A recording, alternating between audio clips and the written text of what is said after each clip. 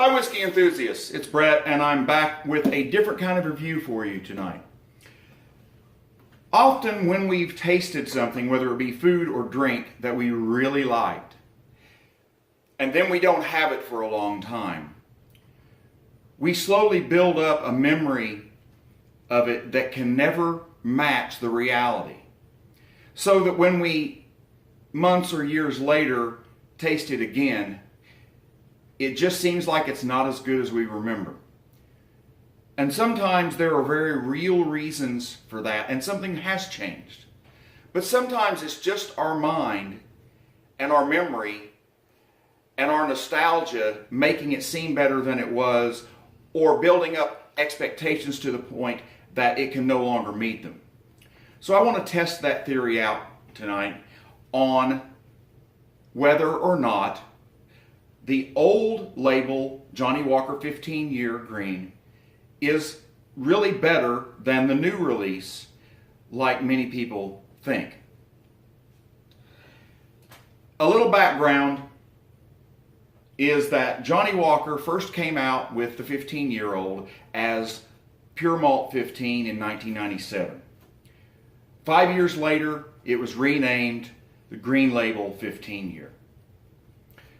Then Johnnie Walker discontinued the Green Label 15 in 2012, and we went 4 years without it.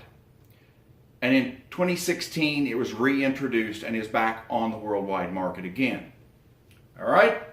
So, I recently acquired this 200 milliliter bottle of the Green Label 15, which still says The Art of Pure Malt on the bottom. This was part of a set called The Collection that came in a little book opening that had black label, green label, the old gold 18 label, and blue label, 200 milliliters each in it. And I got that collection and got it largely because I wanted to do this comparison.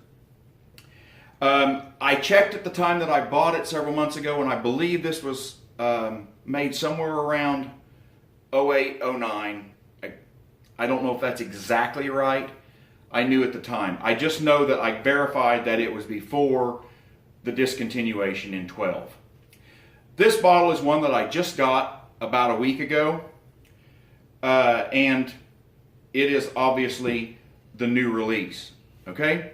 So, my lovely wife has helped me in that she's put these glasses down in an order that I don't know. She rearranged them. They are labeled on the bottom with tape with a 1 and a 2. I don't know which one is in which position.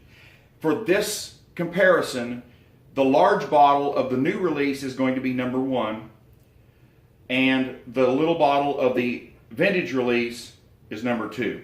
Okay? So let's get started and see how my palate compares the two.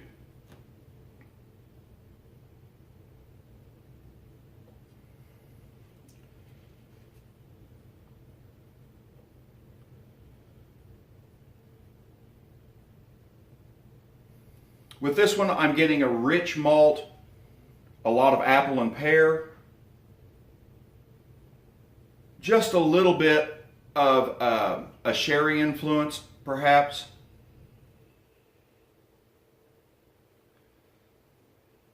There's just a hint of a very mild spice, but it's not intrusive and it's not right in your face. It's like lightly spiced fruit. There's a little bit of vanilla in it, like you would expect. All in all, the nose is just really, really balanced. There's nothing that stands out more than anything else. And as blends go, that's kind of what you want.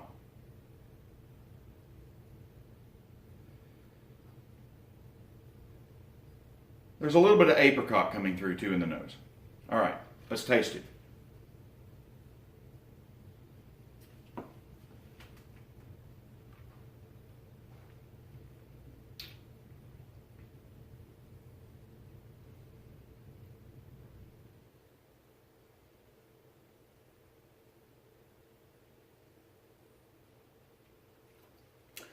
There's definitely some signature taste of Johnnie Walker there.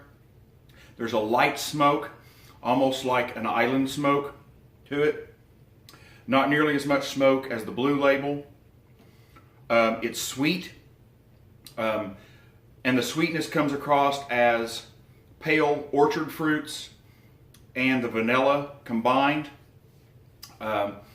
There is, once again, just a little bit of a hint of spice, but it is so mild that it almost comes just simply across with the sweetness.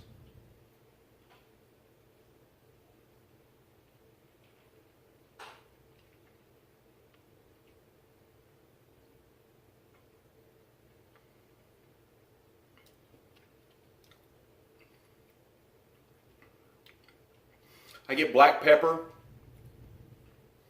and just a hint of licorice as you enter the finish. And there's a dryness to the finish as it fades out.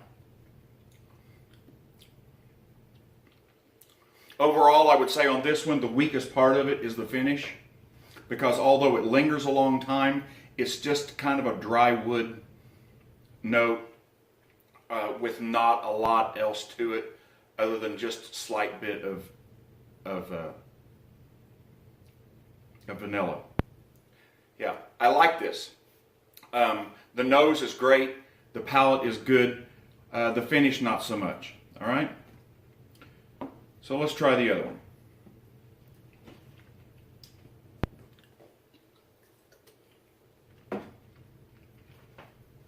Just a little water there to rinse me out.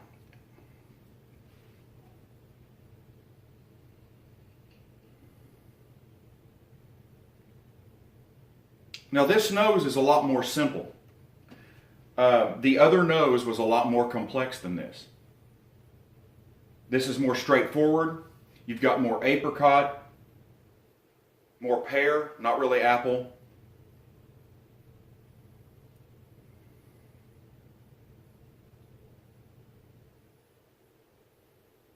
A little bit of malt, a sweet malt, but it's almost more like bread rather than a maltiness of its own.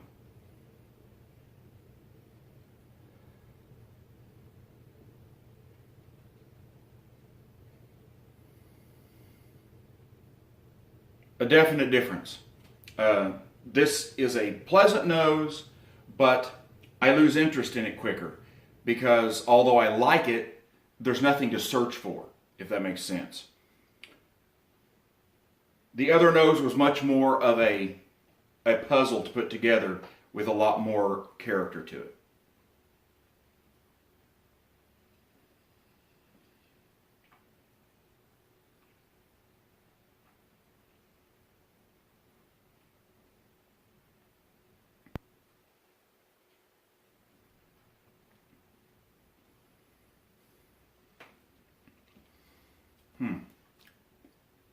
Let me get another sip before I analyze this one.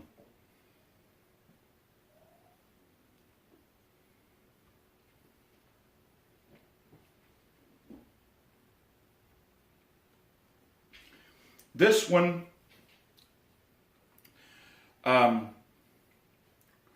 is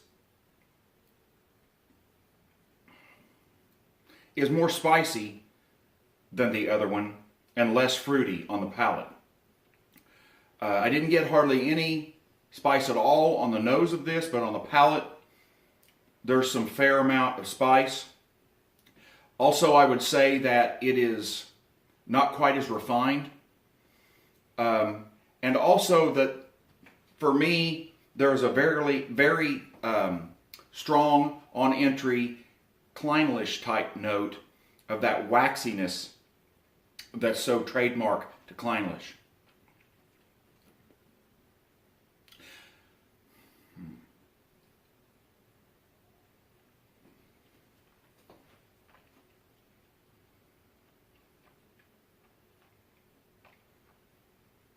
I'm getting cinnamon and nutmeg, along with some of that pear, some apricot. There's not so much vanilla in this one. And the oak comes in earlier. Mid-palate, you're already getting a wood note in it. That turns more to a leathery tone at the end of the palate, and not nearly as much black pepper in this one as the other one.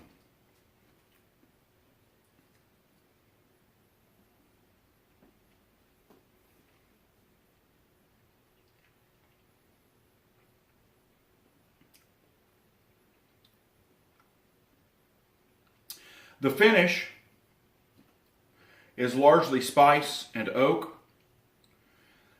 You don't get the pepper.